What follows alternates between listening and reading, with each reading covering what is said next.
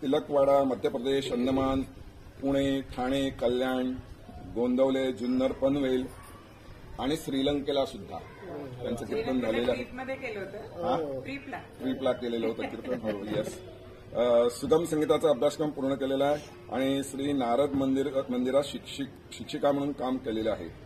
आजही त्यांच्याकडे जवळजवळ 10 विद्यार्थी कीर्तन कला शिकत आहेत. तसेच त्या 12 वर्ष बालवाडी शिक्षिका म्हणून त्यांनी काम केलेलं आहे. हस्तव्यवसाय आणि चित्रकला अशा कला अवगत आहेत.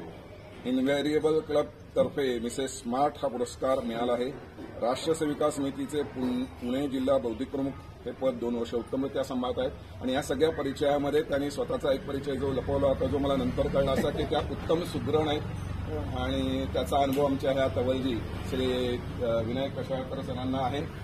साथीला विनायक कशाळकर सर इथलेच आहेत, म्हणजे आमच्या सुरेश कळवळकरजींचे गुरुबंधू विनायक कशाळकर सर. आणि स्वप्नील परांजपे आपल्याला सगळ्यांनाच परिचयाचा आहे. या उत्सवाचा एक आधारभूत असा आणि सगळी सेवा. गुरुजीपद छान करतो, पेटी छान वाजवतो, गायन छान करतो, असं सगळं आहे. तर मी आपल्या सर्वांच्या वतीने आजच्या कीर्तनकार ताईंना विनंती करतो की त्यांनी आपली कीर्तन सभा सुरू करा. जय गणेश.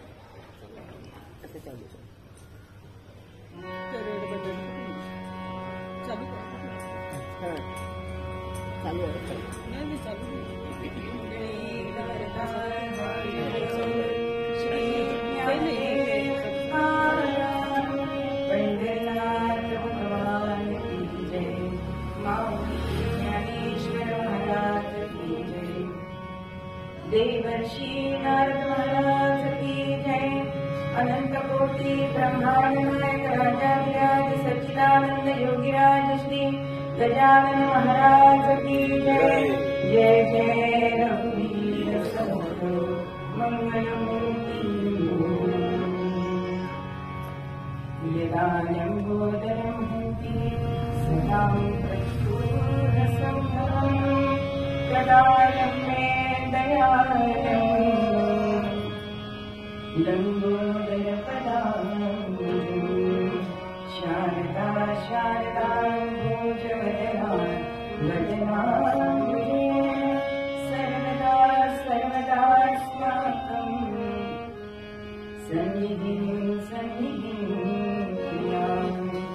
नमस्तस्मै भगवते नारदाय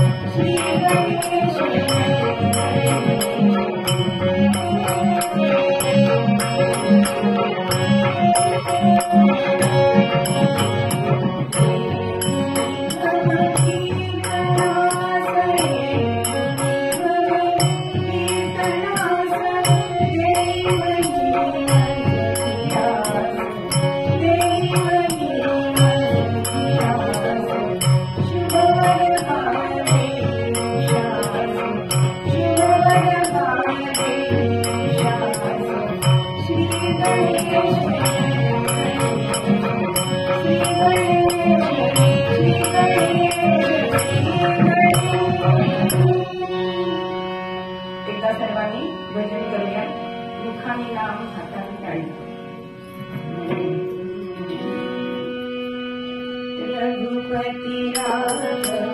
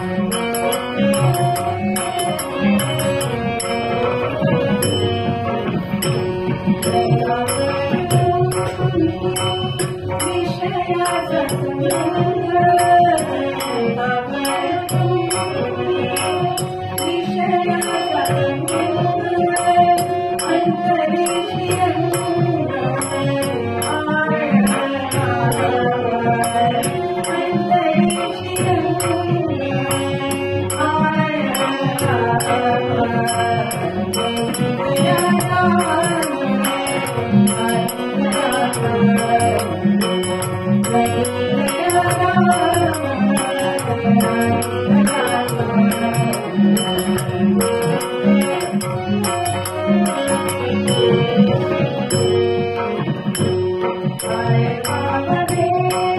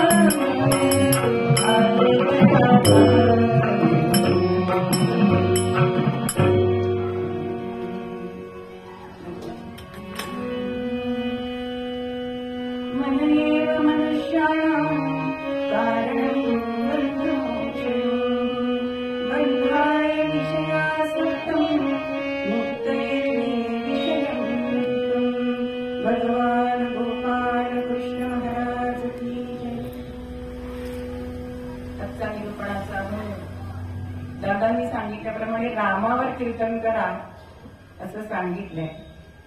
म्हणून आज रामाचं गुणवर्धन आपण ऐकायचं. आजचा निरूपणाचा अभंग ज्यांना नामावतार म्हटलं जातं अशा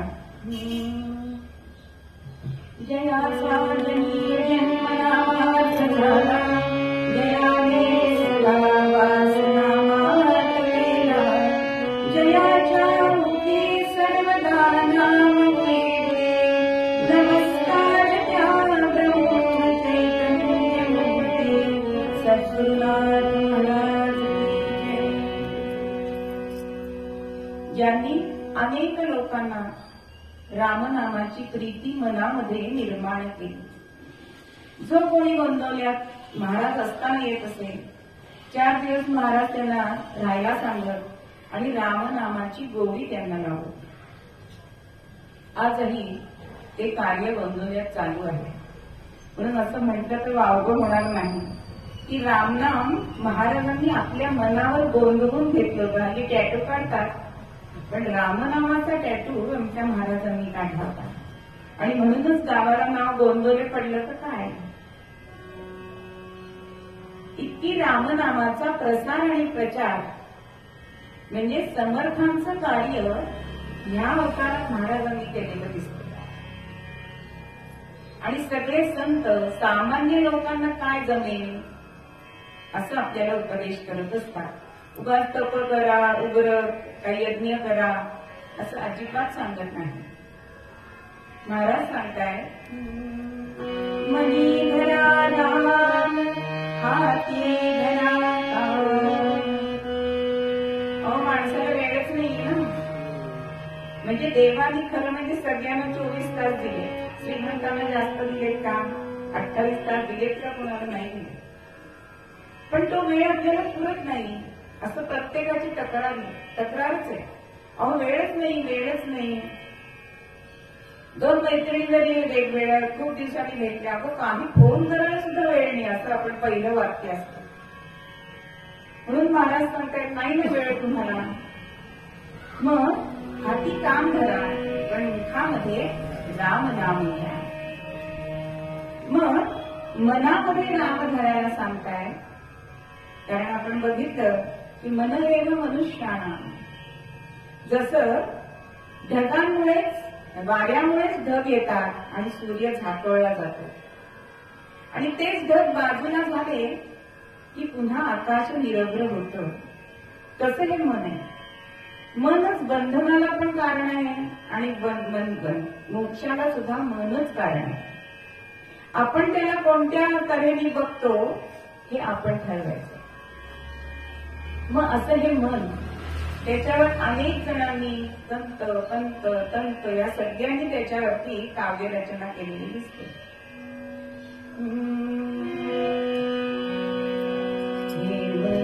चंचल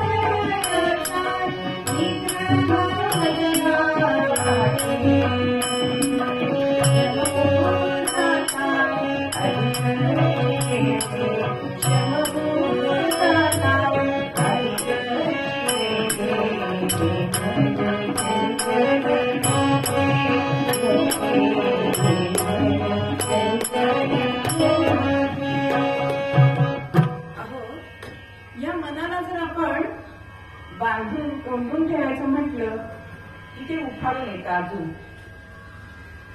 समजा असं सांगितलं, एक डॉक्टर होते आणि त्यांनी एका पेशंटला सांगितलं की ही गोळी तू जेव्हा घेशील ना तेव्हा उंटाचं चित्र मनात आणू नको. आता औषध घ्यायचं आणि उंटाचं चित्र मनात येणं काही संबंध आहे का? हो, पण डॉक्टरांनी सांगितले उंटाचा विचार मनात करायचा नाही.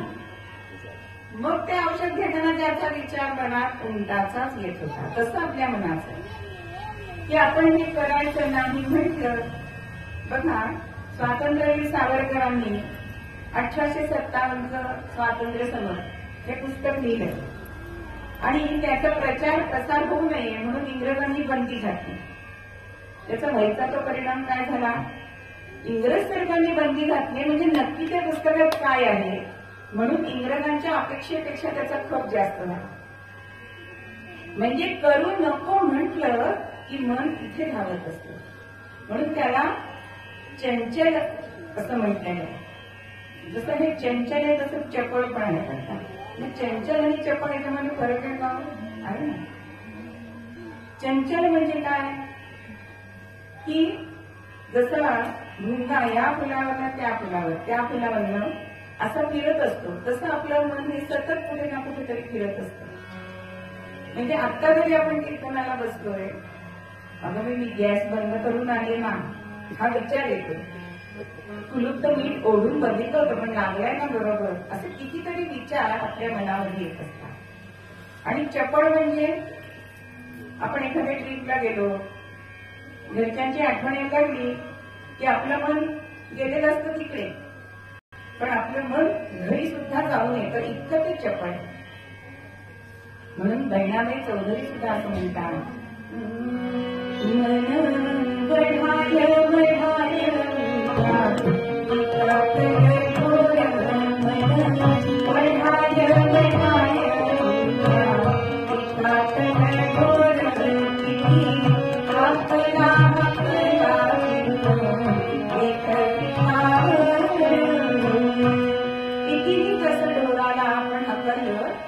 तरी ते ढोर पुन्हा पुन्हा शेतामध्ये येत असतं धान्य खायला.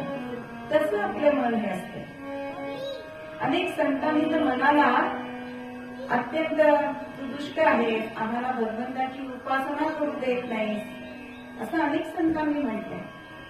पण आमच्या समर्थांनी मात्र त्याला सज्जन म्हटलंय. मना सज्जना भक्ती पंथेची जागे म्हटलंय की नाही. पण सज्जन म्हटलंय तसंच त्याचा अर्थ दुसरा पण होऊ शकतो. मना तू सज्ज आहेस ना, म्हणजे जसं आई आपल्या मुलाकडनं अभ्यास करून घ्यायचा असला, परीक्षेत मार्क चांगला मिळवायला हवे असले तर आई काहीतरी त्याला चांगलं तू शहाणा आहेस ना राजा असं म्हणून त्याला अभ्यासाला बसवते. तसे हे संत समर्थ या मनाला सज्जन म्हणतात आणि त्याला भक्तिपंथाला लावायला सांगतात. असे हे मन अत्यंत चंचल असलं पण तरी सुद्धा ह्या मनावर काबू ठेवायचा. मग कसा काबू ठेवायचा हो? सामान्य लोकांना जमत नाही. मग आमचे मोरोपंत आपल्याला सांगतात,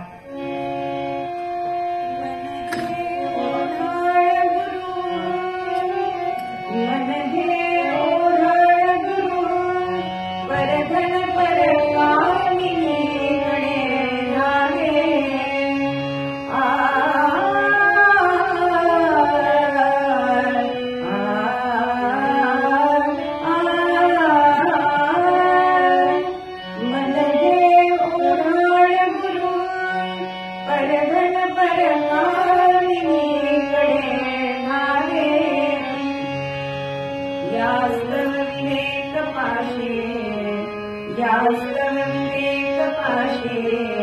वैराग्य काष्ट कंठी मागावे. राम राम हरे हरे राम राम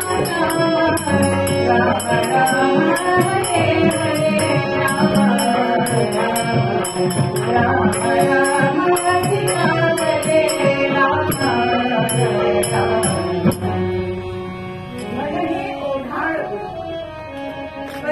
परकामिनीकडे धावे म्हणजे काय? आपल्याला दुसऱ्याकडे काही चांगलं असलं तर आपल्याकडे चांगलं आहे ते आपल्याला आवडतच नाही. दोन मित्र हॉटेलात गेले होते.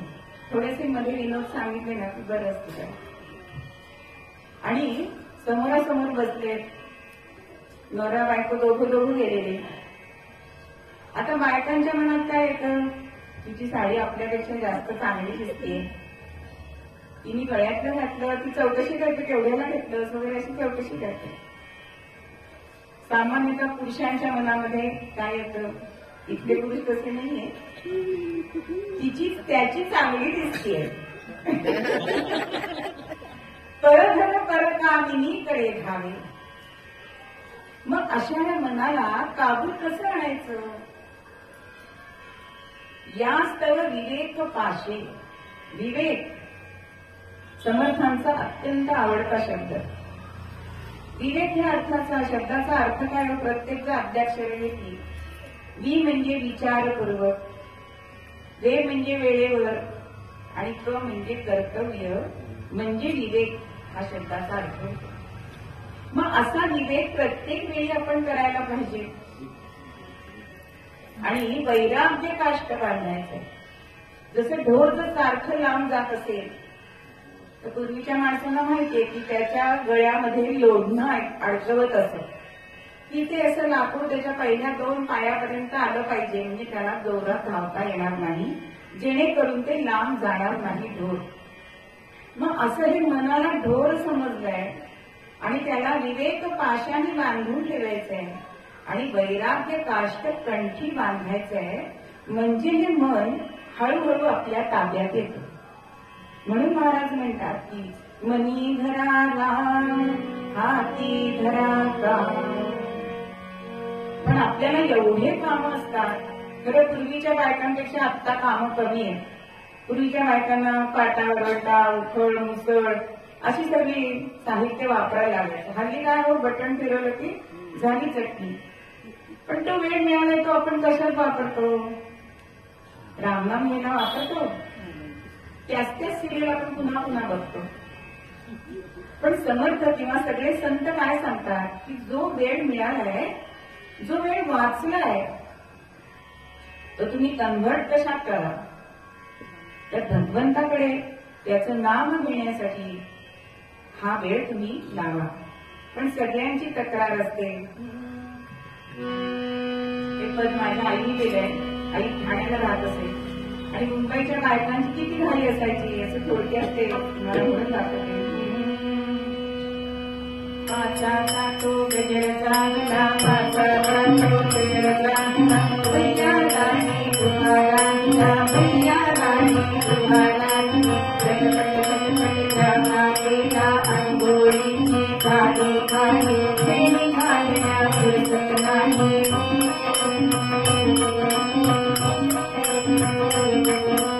भाजी चिरण्या वेळी कुठली, भाजी चिरण्या वेळी कुठली, ताकामध्ये रडे घातली, ताकामध्ये रडे घातली.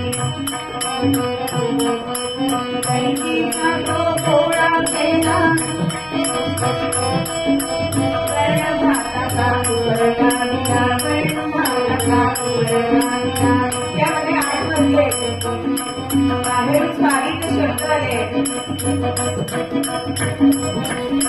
लवकर आमचे बालवाडा, ऑफिस आहे 10:30, ऑफिस आहे 10:30.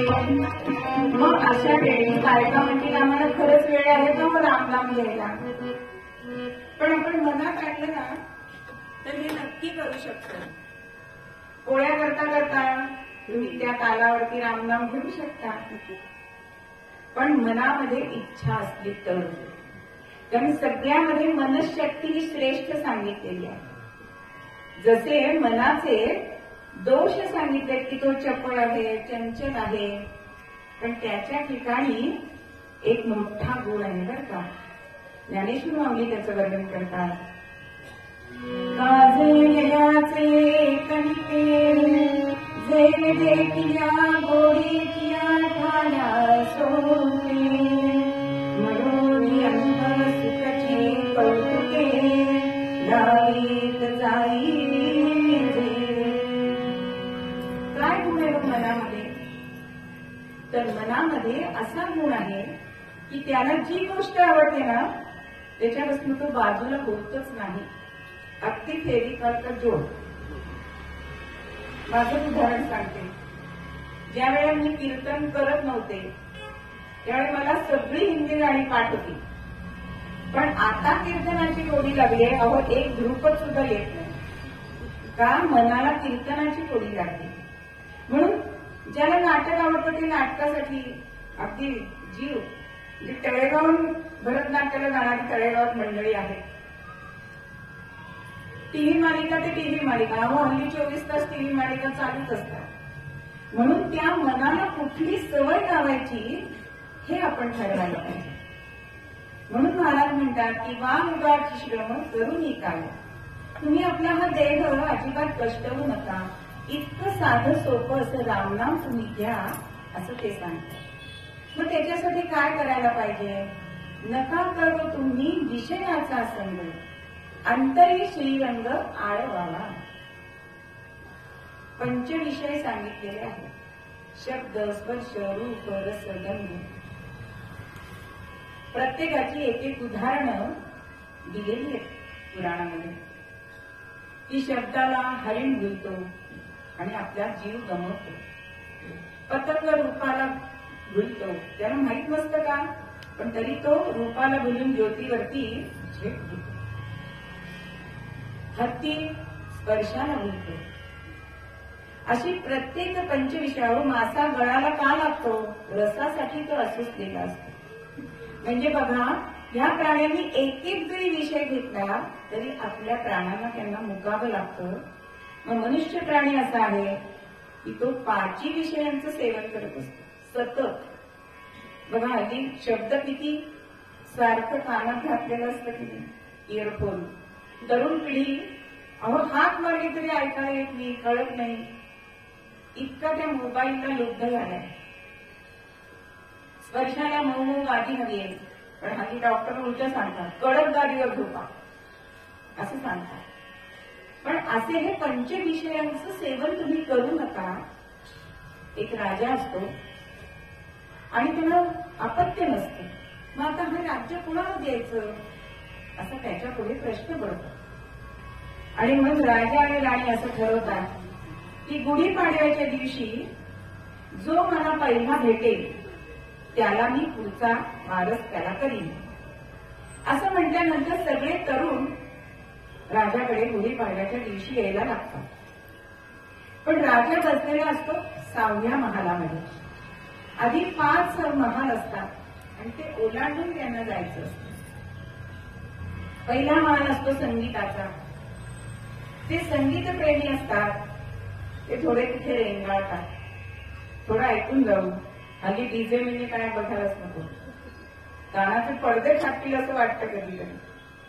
त्यानंतरचा दुसरा हॉल असतो, त्याच्यामध्ये मेवा मिठाई अनेक तऱ्हेच्या अशा सुंदर सुंदर मिठाया ठेवलेल्या. जे खावस असतात ते म्हणतात जरा थोडंसं खाऊन जाऊ ना, म्हणून तिथे लुब्ध होतात. असं करत करत थोडे ह्या दालनात थांबले, थोडे त्या दालनात थांबले, थोडे त्या दालनात थांबले. असं करता करता एकच तरुण राजापर्यंत 6व्या महालामध्ये पोहोचतो आणि तो राजाला भेटतो आणि राजा त्याला वारसदार ठरवतो. मग या गोष्टीतला राजा कोण आहे? तर भगवंत आहे. आणि हे तरुण जे आहेत ना, जो त्याला भेटला तो साधक आहे. आणि हे 5 महान जे आहेत ते हे पंचविषय आहेत. जो जो साधक तिथे गुंतला त्याला भगवंत मिळत नाही. म्हणून नका करो तुम्ही विषयाचा संग, अंतरी श्रीरंग आळवावा. मग आता अंतरी श्रीरंग आळवायचंय म्हणजे काय करायचंय? तर त्या भगवंताला आपण आठवायचं. मग महाराजांचा देव म्हणजे राम. बघा, आपल्या हिंदुस्थानामध्ये अनेक देवदेवता आहेत. आता आपल्याकडे असं चाललेलं आहे की बघा तुमचे देव एवढे कसे काय, आमचा एकच आहे. पण आम्ही हे आपलं वैभव आहे ना.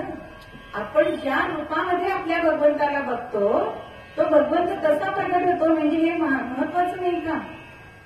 म्हणजे बघा, गरीब माणूस एकच लाईट बॉय सगळ्या कुटुंबाला वापरतो की नाही, पण श्रीमंत अहो त्याच्या केसांचा साबण वेगळा, फेस वॉश वेगळा, अंगाचा साबण वेगळा, असे भरपूर साबण असतात. ते त्याचं श्रीमंती आहे ना.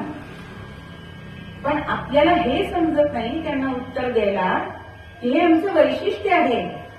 तुमच्याकडे आहेत का एवढे देव? पण आपण शास्त्र पुराण वाचत नाही आणि त्यांना उत्तर देऊ शकत नाही. तर तरुण पिढीने हे नक्की वाचावं. मग असं जर आहे तर हा भगवंत आपण मनामध्ये आळवायचा आहे. आळवणं म्हणजे काय हो? बघा, एखादा गायक असतो, इथे गायक बसलेले आहेत, की एखादा राग गायचाय म्हणजे त्याचे पहिले आलापी सुरुवात करतो. ज्यांना त्याच्यात रस नाही ना ते म्हणतात घाट चढायला लागले असं म्हणतात. पण खरा त्यातला दर्दी असतो ना, त्यांना त्यातलं सौंदर्य कळतं की नाही. तसं संतांनी या भगवंताला आळवलेलं आहे आणि म्हणून ते आपल्याला सांगतात की तुम्ही श्रीरंग आळवा. आळवावा देव भक्ती भावे म्हणे, यमाची जाचणी बाधीची नाही. सामान्य माणसाला असं वाटत असतं की आम्ही जे काही करणार त्याच्याबद्दल आम्हाला काय लाभ, आम्ही हे का करायचं. म्हणून महाराज सांगतात की यमाची जाचणी बाधीजेना. यम म्हणजे काय? किती नरक आहेत. नरक यातना ज्यांनी गरुड पुराण वाचलं असेल त्यांना माहिती असेल. अत्यंत यातना या जीवाला होतात आणि त्यात होईना नको असतील तर तुम्ही मनामध्ये भगवंताचं आळवा त्याला असं महाराज सांगताय. मग ही तुम्ही आळवणी केल्यानंतर बाधीजेना तुम्हा संसारीचे दुःख, राम नाम सुख घ्यारे तुम्ही. जर का तुम्ही रामनाम घ्यायला लागला कारण हा संसार म्हणजे काय? आपण प्रपंच आणि संसार हे तुम्ही सारखंच समजतो. पण पंचविषयांचं सेवन म्हणजे प्रपंच आणि संसाराची व्याख्या शंकराचार्य करतात पुनरपि जननं पुनरपि मरणं पुनरपि जननं पुनरपि जननं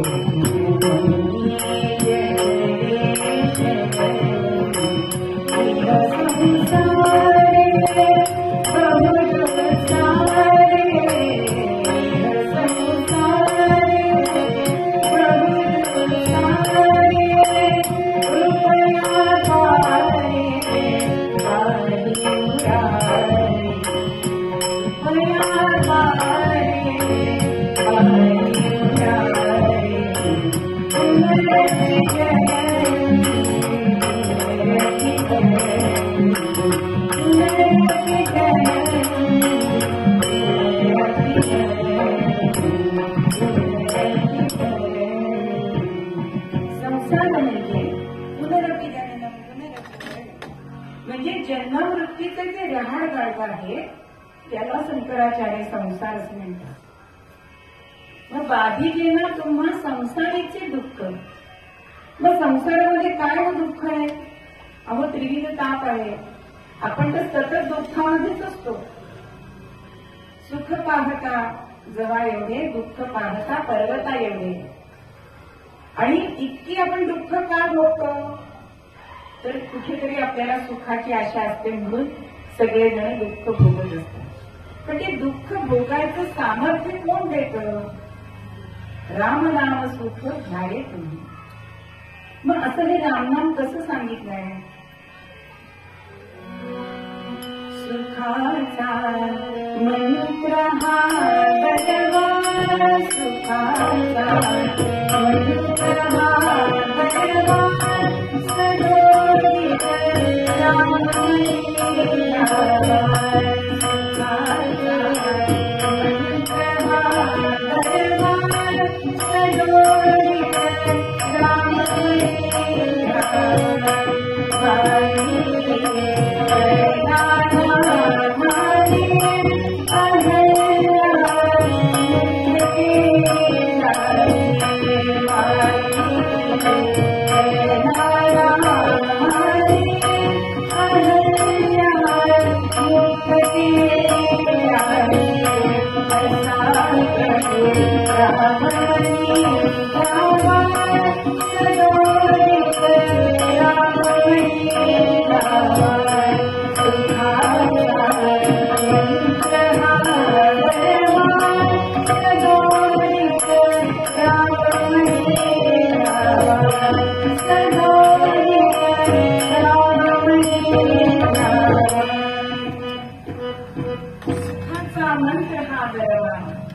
सदोदित राम. बघा, आपण जेव्हा खूप दमतो ना तेव्हा कमरेवर हात ठेवून काय म्हणतो? थकले रे रामराया. तेव्हा कृष्ण येतो का आपल्या तोंडामध्ये? नाही. कारण राम हा शब्द उच्चारल्यानंतरच मनाला विसावून येतो. म्हणून जेव्हा प्रभू रामचंद्रांचं नाव ठेवायचं होतं त्यावेळी वशिष्ठांनी काय सांगितलं होतं दशरथ राजाला? रमवी मनास म्हणून राम असे नाम ज्येष्ठ पुत्राचे. जो सगळ्यांच्या मनाला रमवतो तो राम. मग असा हा सुखाचा राममंत्र आहे. अहो तो उपराटा घेतला तरी सुद्धा वाल्मिकी करला. कारण ज्यावेळी नारद मुनींनी सांगितलं की राम राम म्हण, पण सतत मरा मारा झोडा असे शब्द मला तोंडात येते. त्यामुळे शेवटी नारद म्हणतात मरा मरा म्हण. मग मरा मरा मरा म्हणून राम रामच आहे. इतकं रामनामाचं श्रेष्ठत्व आहे. आता राम हा शब्द श्रेष्ठ सांगितलाय का बरं? कारण राम उच्चारल्यानंतर काय होतं? आपल्या अंतरंगातली पाप सगळी बाहेर जातात आणि मग म्हटलं की आपलं तोंड बंद होतं. त्यामुळे दुसरी पाप आपल्यामध्ये प्रवेश करू शकत नाही. मग पुढची कुठली नवीन पिढी म्हणेल मग आम्ही दाम म्हणू काम म्हणू, तो होईल का त्याचा परिणाम? नाही होणार. कारण र या शब्दामध्येच इतकं सामर्थ्य सांगितलं आहे की र हा अक्षर उच्चारल्यानंतर त्या ग ह्या अक्षरामध्ये अग्निबीज सांगितलं आहे. मग अग्नी काय करतो? सगळी मलिनता घालवतो, म्हणजेच आपल्याला तेज देतो, मन निर्मळ करतो. त्याच्यामध्ये आपण आकार मिळवला की रा हा शब्द तयार होतो. मग या आकारामध्ये काय आहे? त्याच्यामध्ये सूर्य बीज आहे. सूर्य म्हणतो, आपण म्हणतो की तेज ज्ञानाचं प्रतीक आहे सूर्य, म्हणजे तेज देऊन तो आपल्याला ज्ञान देतो. आणि म हे अक्षर त्याच्यामध्ये चंद्र बीज आहे आणि त्यामुळे त्रिविध ताप घालवायचं काम हा मकार देतो. म्हणून राम हा एक शब्द जरी आपण उच्चारला तरी सुद्धा आपल्याला तेज मिळतं, ज्ञान मिळतं आणि मनशांती म्हणजे भक्ती मिळते. असं इतकं सामर्थ्य राम ह्या शब्दामध्ये आहे. म्हणून सतत रामनाम घ्या असं आपल्याला एकनाथ महाराज सुद्धा सांगतात. श्रीराम श्रीराम वाचे वदना, श्रीराम श्रीराम वाचे वदना, तेरी सारुता आतानारती, तेरी सारुता आतानारती, श्रीराम श्रीराम वाचे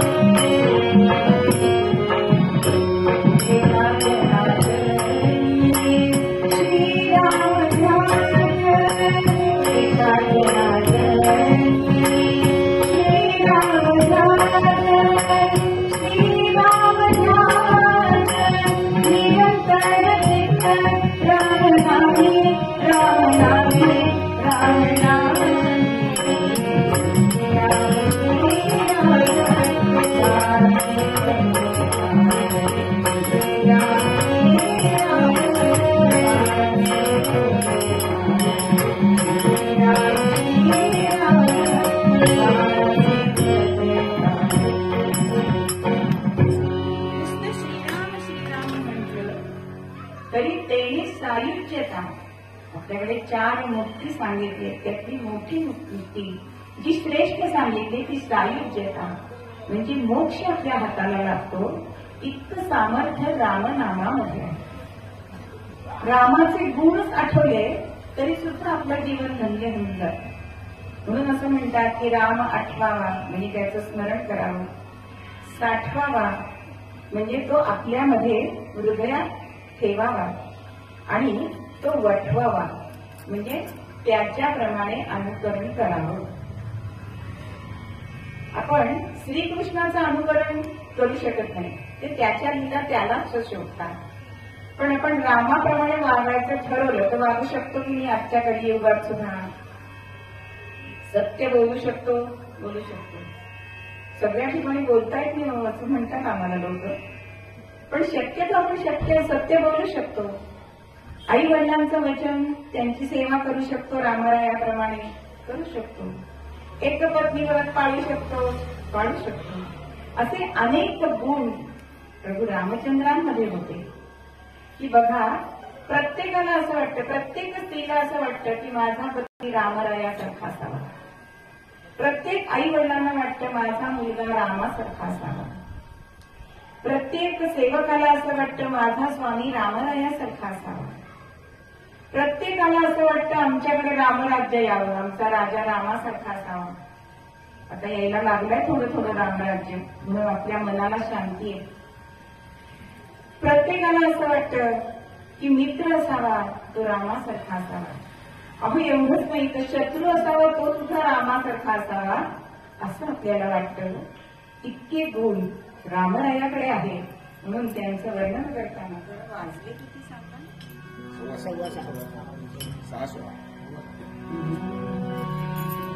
राम के गुण चिरंतन राम के गुण चिरंतन राम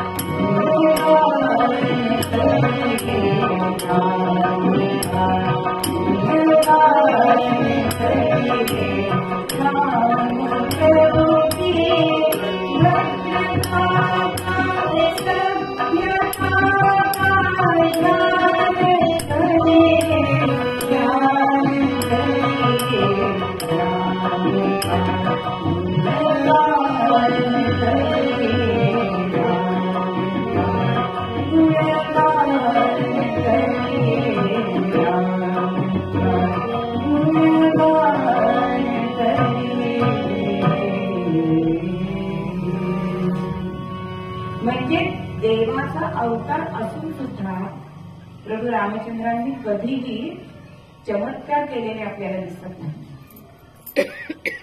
वानरांना सुद्धा ज्यांनी देवत्व प्राप्त करून दिलं असा रामचंद्रांचा सहवासाचा परिणाम आहे. म्हणून रामनाम सुख घ्यारे तुम्ही असं महाराज म्हणतात. आणि शेवटच्या कडव्यामध्ये आपल्याला ते सांगतात की दीनदास सांगे माझा रघुनाथ 84चे अनर्थ चुकविल. जो 84 लक्ष योनींचा फेरा आहे तो रामनाम माझा रघुनाथ चुकवणार आहे. एक आंधळा असतो आणि त्याला एका खोलीमध्ये ठेवलेलं असतं. आता दरवाजा शोधता शोधता भिंतीला टेकत टेकत जात असतो. दरवाजा कुठे मिळतोय का? पण ज्यावेळी दरवाजा जवळ येतो आणि तेवढ्यामध्ये शिल्प येते आणि दोन्ही हात भिंतीचे सुटतात, पुन्हा दरवाजा शोधायला सुरुवात तशी आपली होते. अहो, हा मनुष्य जन्म म्हणजे हा 84 लक्ष फेरा चुकवण्याचा दरवाजा आहे. आणि तो जो दरवाजा आपल्याला त्यातून आपल्याला मुक्ती मिळवायची असेल तर रामनामासारखं जामीन औषध नाही. म्हणून आपण एखाद्याला सांगतो की अगदी रामबाण उपाय म्हणजे शेवटचा आणि जालीम उपाय, जसं हे रामनाम आहे ते अत्यंत अवीट आहे, सोपं आहे, स्वल्प आहे आणि फुकट आहे. त्याला काही पैसे पडतात का घ्यायला? नाही. बरं, ते स्वतःला करता येतं, त्याला वादक लागत नाही, काही लागत नाही. तुम्ही सहज माळ करू शकता. इतर कुठल्याही भक्ती आपण बघितल्या ती परस्पर अवलंबून येते. म्हणजे श्रवण भक्ती असेल तर अहो कोणातरी वक्ता पाहिजे तर तुम्ही श्रवण करणार. कीर्तनकार अहो श्रोता पुढे असला तर मजा आहे. पण नामस्मरण भक्तीला काही लागतं का? हो, अगदी माळ नसली सुद्धा तरी सुद्धा तेळ दिले त्याच्यावर आपण बोटं ठेवून आपण रामनाम मोजू शकतो. इतकं साधं सुलभ आणि मोक्ष देणारं असं हे रामनाम आहे. म्हणून संत सांगत असतात की मनुष्य प्राण्याला असं वाटत असतं की याची गॅरंटी काय? अहो, आपण साधा चमचा जरी घेतला तरी त्या माणसाला विचारतो टिकेल ना रे, गॅरंटी आहे का? पण हाती कुठल्या गोष्टीची गॅरंटी मिळते? हो, वॉरंटीच मिळते. पण सगळे संत आपल्याला सांगत असतात की आम्ही तुम्हाला गॅरंटी देतो की तुम्हाला मोक्ष प्राप्ती होईल असं एकच नाम आहे, ते म्हणजे रामनाम.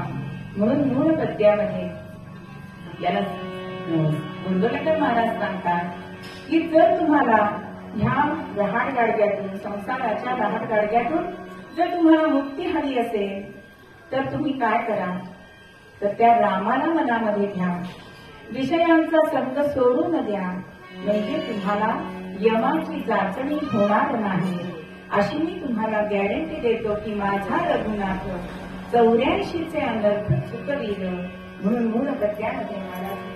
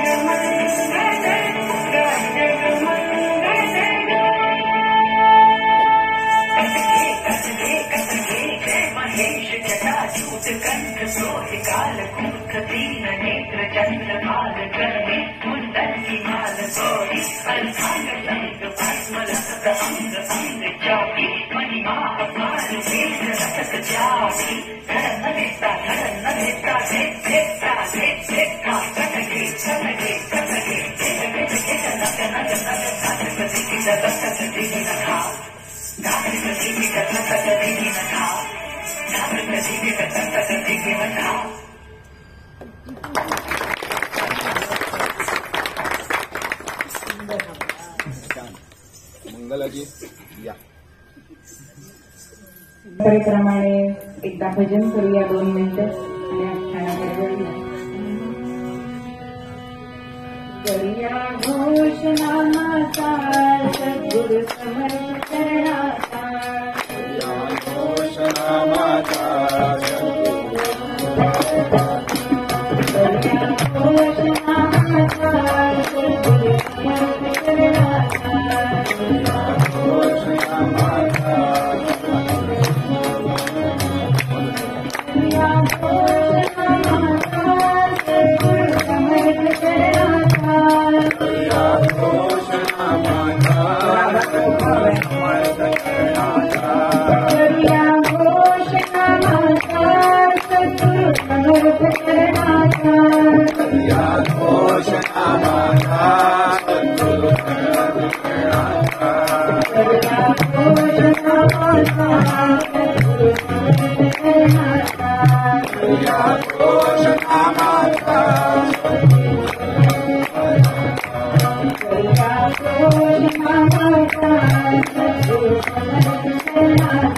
Thank you. श्री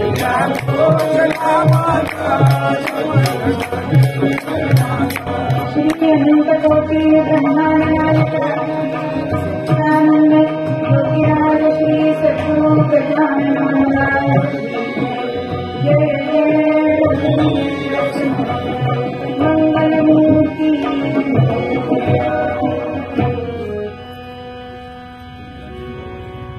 मनाला वळवायचंय आणि ते वळवून रामनामाला लावायचंय. आपण पूर्वरंग बघितला. कारण मन हे इतकं, म्हणून गजानन महाराजांच्या पहिल्या अध्यायामध्ये गजानन विजयमध्ये 3री ओवी आलेली आहे की कापूस अग्नीपुढे राहतो का? नाही राहत. पण त्याच कापसाला जो वळवलं ना तर वाद तेवते की नाही? किती वेळ तेवते? 9 दिवस 9 रात्र सुद्धा तेवते. मग तसंच आपल्या मनाला वळवायचंय. ते कसं आणि कोणी वळवलंय तेच आपण आख्यानात बघायचंय. समर्थ रामदासांच्या जीवनातला प्रसंग बघायचा आहे. समर्थ रामदास रामनामाचा प्रचार आणि प्रसार करणारे, पण कुणाच्या घरी कधी उतरले नाही बरं का. VIP सर्व्हिस त्यांना कधीच नव्हती. कुठेतरी गावाच्या बाहेर मारुती मंदिर असेल, कधी डोंगर माथ्यावर, कधी घडीत, असं त्यांचा मुक्काम असायचा. आणि 3 दिवसाच्या वरती कुठेही त्यांनी मुक्काम केला नाही. असेच रामनामाचा प्रसार करत करत विराटपूर नगराला समर्थ आले आणि ही वार्ता जनसामान्यांना कळली.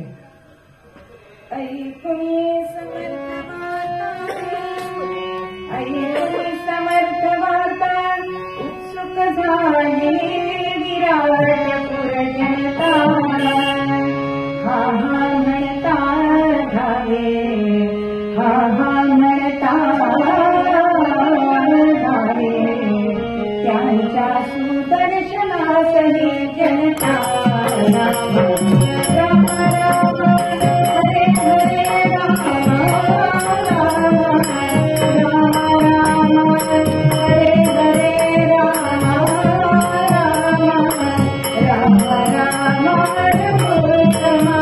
राम, राम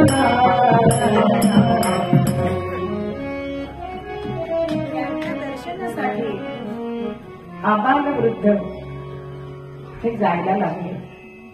त्याच विराटपूर नगरामध्ये एक धनगर राहत होता.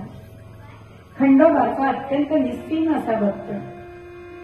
दररोज सकाळी लवकर उठावं, खंडोबाची पूजा करावी आणि बायकोची शिदोरी देईल, ती शिदोरी बरोबर घ्यावी आणि मेंढ्या चारायला डोंगर माथ्यावर जावं, असा नित्यक्रम असायचा त्याचा.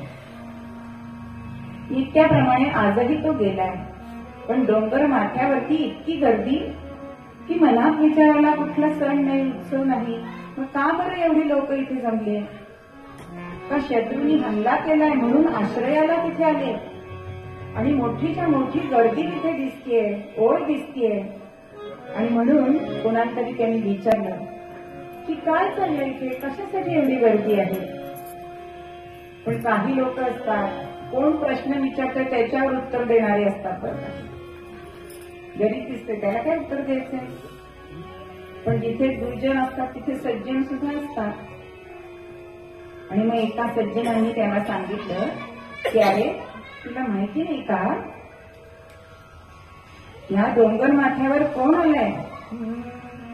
देतो आपल्या मनचे, देतो आपल्या मनचे, ऐसे सद्गुरु शिवाजी रायाचे. अरे आपला राजा शिवाजी त्याचे गुरु आले आणि नुसते आले नाहीये. देतो आपल्या मनचे, तुम्हाला जे हवंय ना ते देतोय.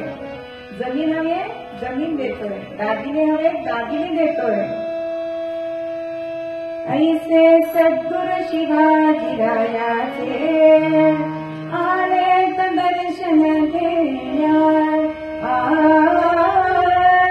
आले तर साधू दर्शन घेण्या मुश्किल भक्त रायाचे.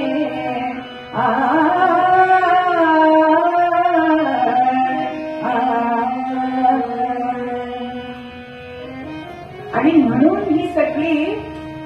रांग लागली ती तेवढ्यासाठी.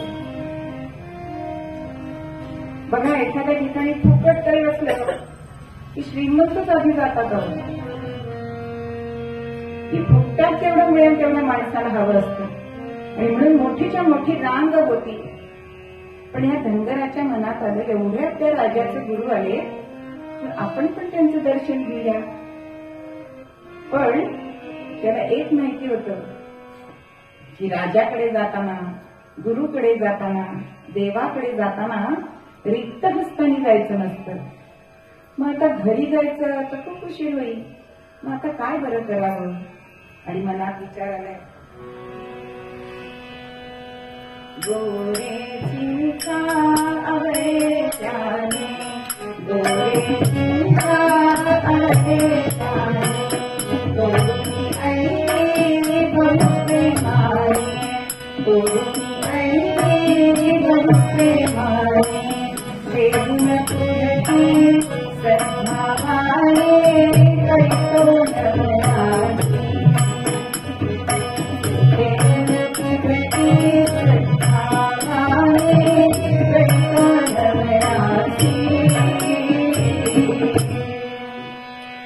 चटकन राणा केलाय.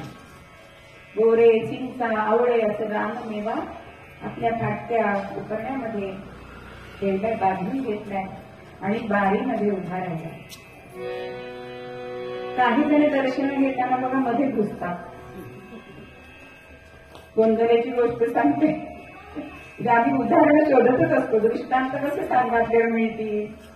सकाळी नवरी साखर मिळतं, आता एवढ्या गर्दीत कुठे उभं राहायचं. मग काही बायका सांगतात, अहो आमची 6ची गाडी आहे म्हणून आम्ही मध्ये घुसतो, आणि ती गाडी मला 8 वाजता दिसते बरं का. मध्ये घुसणारे किंवा 5,000 लावले की 1 तासामध्ये दर्शन वगैरे असे आपल्याला फलक दिसतात बालाजीला.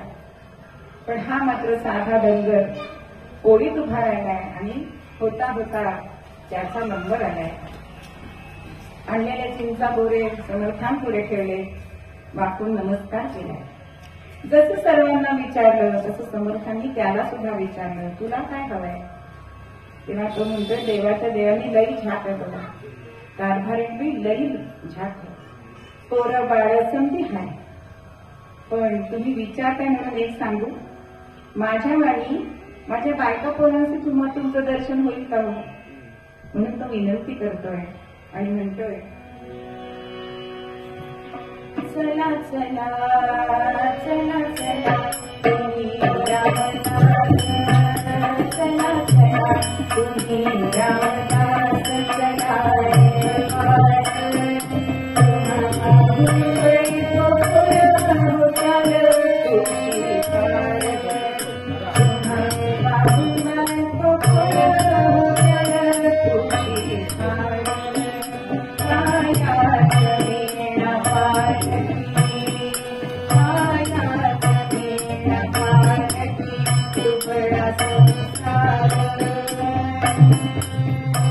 तो म्हणतोय, राजांसारखी माझ्याकडे मेणा वगैरे काही नाही,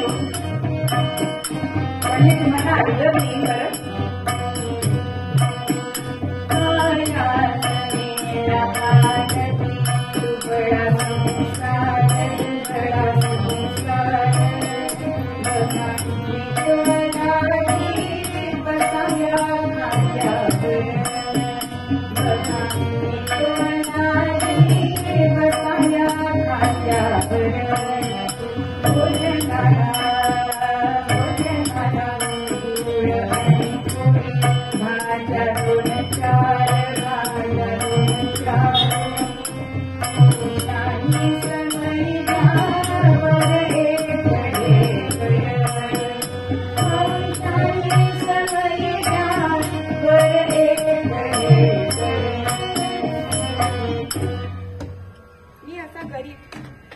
तुम्हाला माझ्या खांद्यावरनं आणलं मी आणि घरी आणलंय.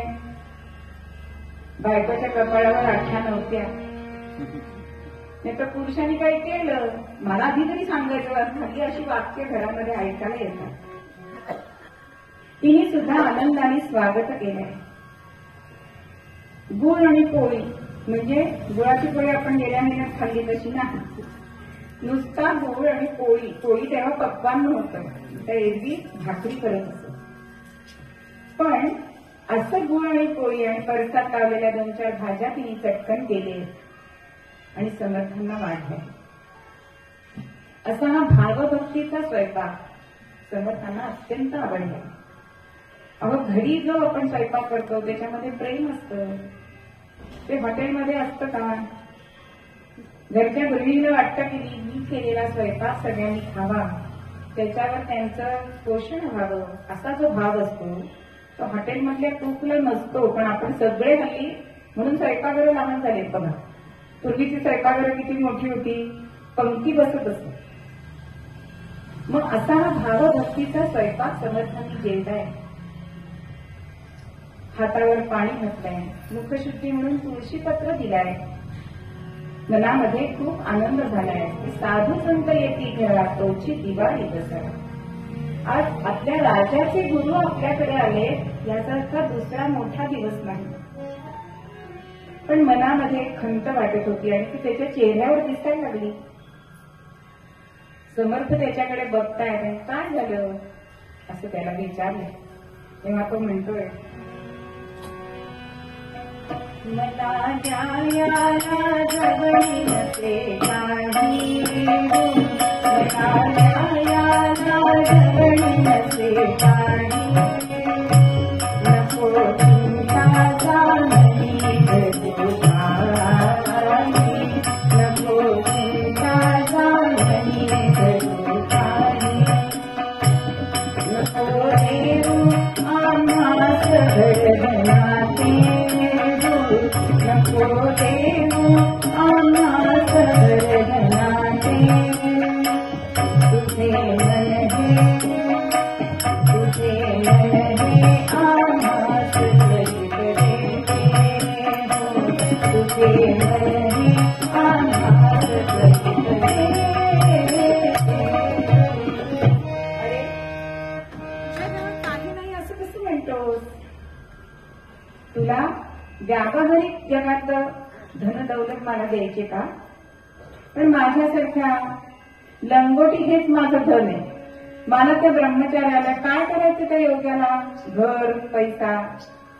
पण मी सांगू, तुझ्याकडे अशी एक गोष्ट आहे की तू मला देऊ शकशील. धनगराला वाटलं मला माहिती नाही आणि यांना माहिती. विचार करायला लागलाय. पण आपल्याकडे ती गोष्ट आहे म्हणून आनंदित सुद्धा झालाय. मग समर्थ सांगतात, तुझ्याकडे मन आहे की नाही, ते मन तू मला देशील. झालं. अहो, मंत्र माहिती नव्हते पण तंत्र माहिती होतं. बरं, ती कुठली गोष्ट द्यायची म्हणजे पाणी सोडायचं असतं. पटकन आत गेलाय, वाटी चमचा घेऊन आलाय. समर्थांनाच मंत्र म्हणायला सांगितले आणि समर्थांना म्हणतोय, देतो देतो समर्था सुशील मनही अपुर, देतो देतो समर्था सुशील मनही अपुर, तुका भरून पाणी देतो सोडून शाही, तुका भरून पाणी देतो सोडून शाही, गोळा बिगी बिगी म्हणतात, गोळा बिगी बिगी म्हणतात, देतो देतो समर्था सुशील मनही अपुर, देतो देतो समर्था सुशील मनही अपुर.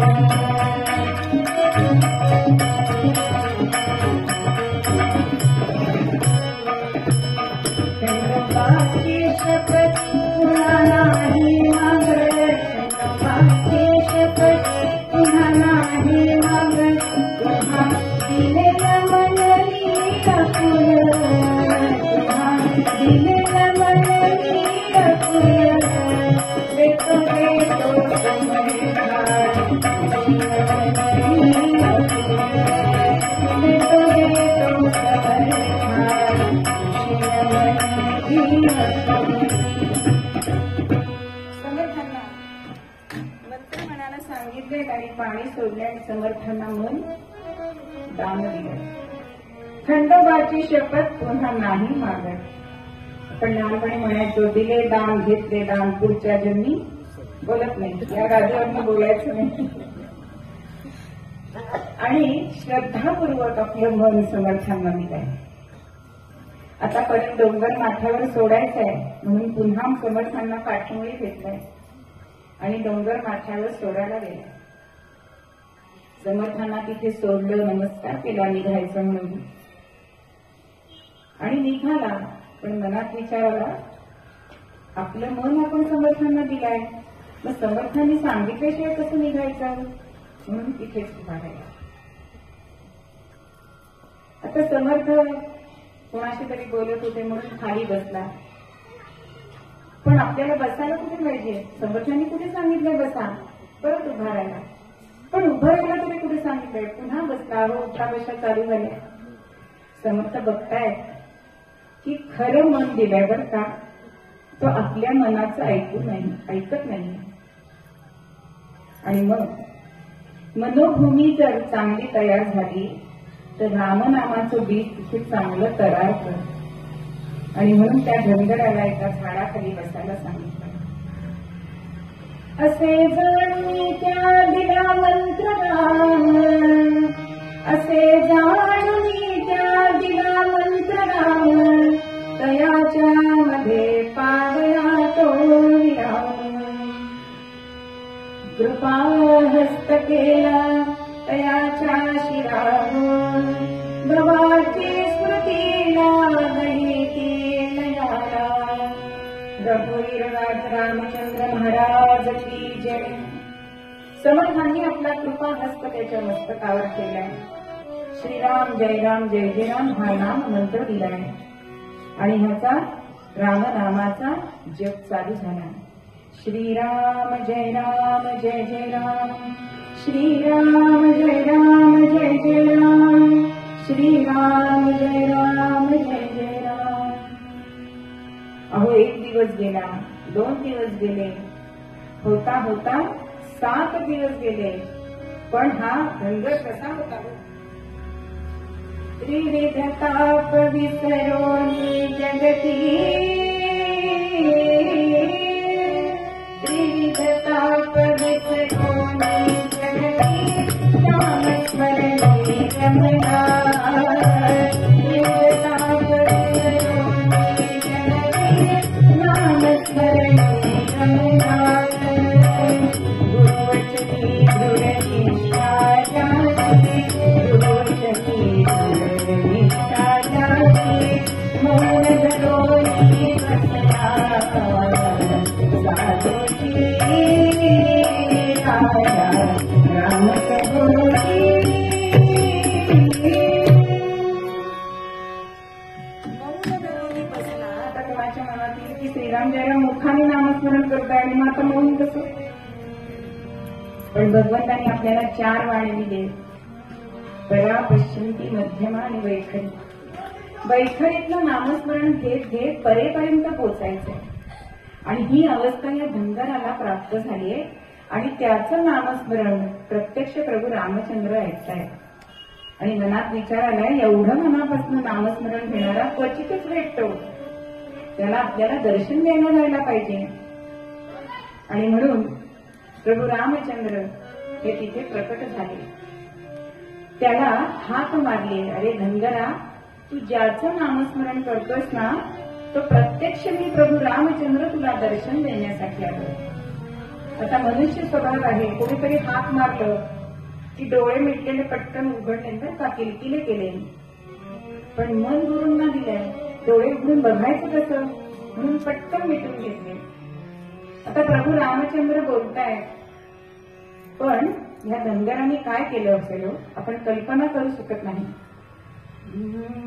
न देखे रामाते दृढतर बसे नेत्र मिटुनी, न ऐके रामाते करयुग घालून श्रवणी, न बोले काही गुरुवचन भुंगेल म्हणून, त्रिलोकीचा त्राता परत फिरला तो बघुनी. रामचंद्र भगवान की जय. अहो, गुरूंची आज्ञा नाही, मग त्याच्याकडे बघायचं कसं म्हणून डोळे मिटले. त्यांनी बोललेलं ऐकायचं कसं म्हणून कानामध्ये दोन्ही बोटं घातले. त्याच्याशी बोलला नाहीये आणि शेवटी प्रभू रामचंद्र कंटाळून समर्थांकडे गेले आणि म्हणतायत, काय तुझा तो शिष्य, मी एवढं दर्शन द्यायला आलो आणि माझं दर्शन घेत नाही. समर्थांनी ओळखले आणि सांगितलंय, माझी आज्ञा नाही ना म्हणून तो असं वागला. आपण आता दोघे जाऊया आणि मी सांगितलं की तुम्ही त्याच्या पुढे प्रकट व्हावं. म्हणून प्रभू रामचंद्र आणि समर्थ या धनगराच्या जवळ आले. समर्थांनी त्याला डोळे उघडण्याची आज्ञा केली. डोळे उघडले आणि समर्थांच्या पाया पडलाय आणि सांगतोय की मगाशी कोणीतरी पारधीवाला आला होता, कारण धनुष्य बाण होतं ना. तर समर्थ त्याला म्हणताय, नमता पारधीवाला आला, नमता पारधीवाला आला, मारुती सेवक वानर खाना, मारुती सेवक वानर खाना, नमता पारधीवाला आला, नमता पारधीवाला आला.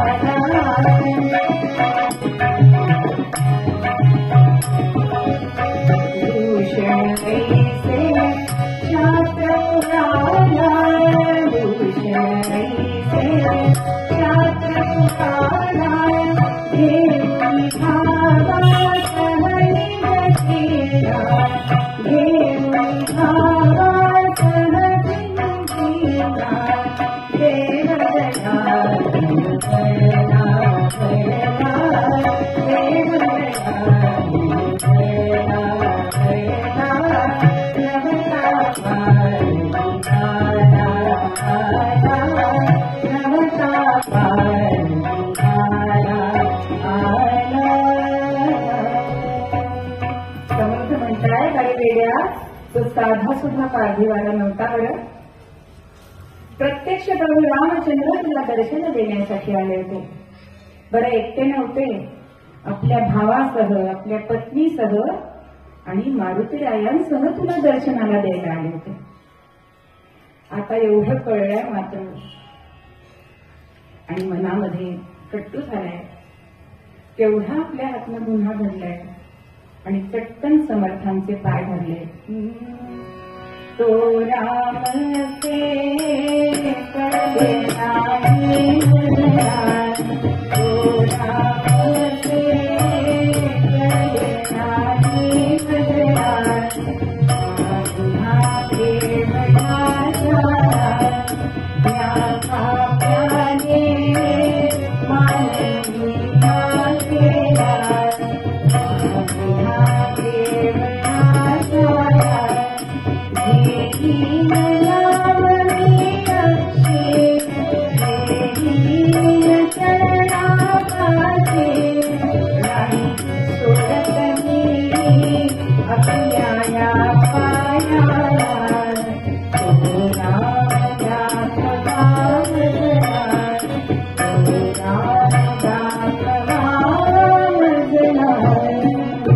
समर्थांना म्हणतोय की मी त्यांना ओळखू शकतो नाही, पण तुम्ही मला परत त्याचं दर्शन घडवून द्याल अशी माझी पूर्ण तुमच्यावर निष्ठा आहे. आणि आता तुम्ही मला रामदर्शन घडवल्याशिवाय मी आपले हे चरण सोडणार नाही. समर्थांनी झाडामागे उभ्या असलेल्या प्रभू रामचंद्रांकडे नेत्र कटाक्ष टाकलाय, द्यावं आता दर्शन. आणि मग दक्षिणे लक्ष्मणो यस्य वामे तु जनकात्मजा, पुरतो मारुतिर्यस्य तं वन्दे रघुनन्दनं, सीताकान्तस्मरण जय महारुद्र हनुमान की जय.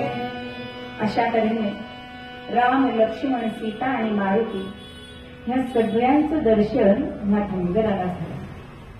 पण का झालं हो दर्शन?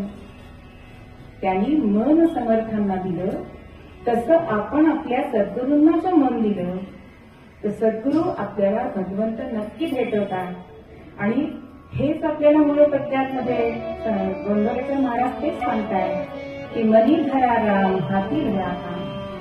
तुम्ही अगदी बसून जपजाप्य करा असं आम्ही म्हणतच नाही, पण ह्या नरदेहाचा जर तुम्हाला उद्धार करून घ्यायचा असेल तर तो राम तुम्हाला मोक्ष देणारा असा आहे. तो 184चा फेरा चुकवणारा आहे.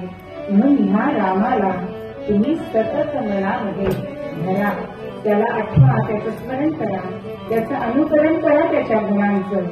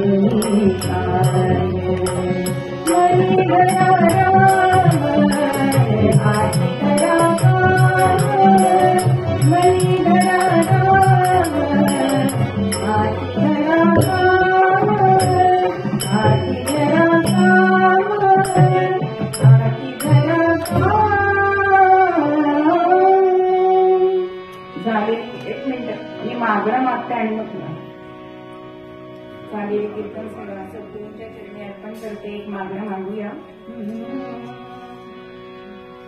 एक मागणी मागाया आले दारी देवला श्री भगवंता देवला श्री भगवंता देवला.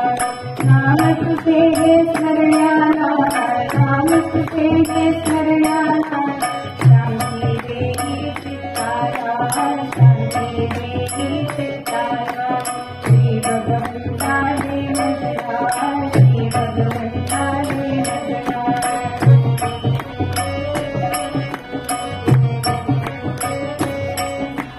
नाम तुझे हे गायाला नाम तुझे हे गायाला सुंदर वाणी देवला श्री भगवंता देवला.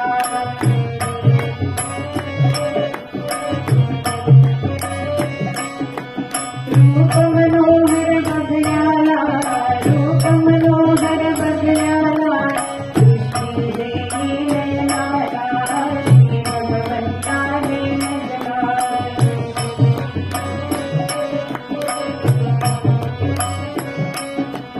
नाम तुझे हे काया नाम तुझे हे काया नाद देतो श्रवणाला श्री भगवंता देवला.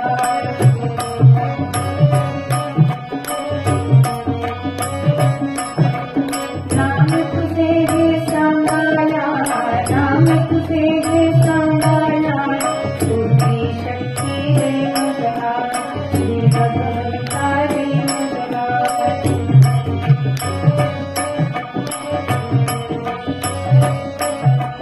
वीरही दुबळा कोणी दिसला वीरही दुबळा कोणी दिसला उदार करतो करण्याला सद्गुरूची देवला श्री भगवंता देवला.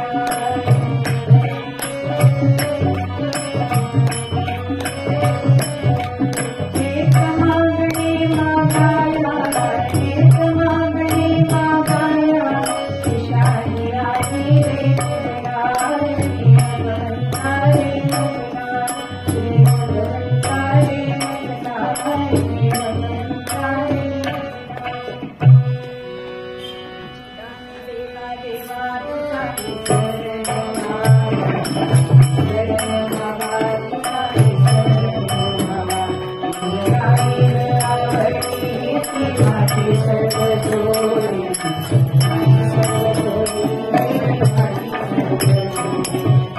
मुक्ती संत